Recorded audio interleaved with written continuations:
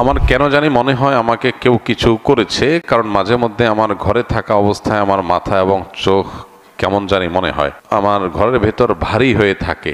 এতে আমার করণীয় কি জানতে পারি? বাচ্চারাও অনেক কান্নাকাটি করে। দেখুন, বর্তমানে কোরআন তেলাওয়াত ঘর বাড়ি থেকে, বাসা বাড়ি থেকে উঠে গেছে। সকাল সন্ধ্যার আমল উঠে গেছে। মিউজিক আমরা চাইলেও ইচ্ছাকৃত অনেকে শুনে, আর অনেকে ইচ্ছাকৃত শুনে না, ইচ্ছা ছাড়া শুনে। মোবাইল ফোনের রিংটোনে শুনে, রাস্তাঘাটে শুনে। এগুলো শুনতে শুনতে হারাম করতে করতে করতে করতে মানুষের স্পিরিচুয়াল পাওয়ার কমে যায়, আধ্যাত্মিক শক্তি, রুহানি শক্তি কমে যায়। এর ফলশ্রুতিতে শয়তানের উপদ্রব, জিন্নাতের উপদ্রব, এগুলো অনেক বেশি বেড়ে যায়।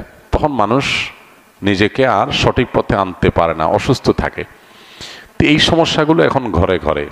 এই জন্য 1 নম্বরে প্রয়োজন হলো তাওয়ায়ে নাসুহা, সকল গুনাহ থেকে বেঁচে থাকা। বাসা বাড়িকে ছবি, প্রাণীর ছবি, ভাস্কর্য, মূর্তি, এগুলো থেকে পরিচ্ছন্ন করা। মিউজিক যাতে 1 সেকেন্ডের জন্য বাঁচতে না পারে সেই ব্যবস্থা করা। এবং সেই সাথে বাসা বাড়িতে সকল মাসনুন আমল, রক্ষা কবচ আমল, সকাল সন্ধ্যার দোয়া, প্রবেশের সময় বিসমিল্লাহ, বের হওয়ার সময় বিসমিল্লাহ, সালাম দিয়ে প্রবেশ, এই আমলগুলো নিয়মিত করা। কোরআনে কারীমের তেলাওয়াত যেই বাসায় উচ্চস্বরে নিয়মিত হয় আর অন্যান্য হারামগুলো থেকে বেঁচে থাকা হয়, সেই বাসায় দুষ্টজনের উপদ্রব বা সেহের, ব্ল্যাক ম্যাজিক কাজ করবে না। এই জন্য এই আমলগুলো আমাদের বাড়ানো দরকার।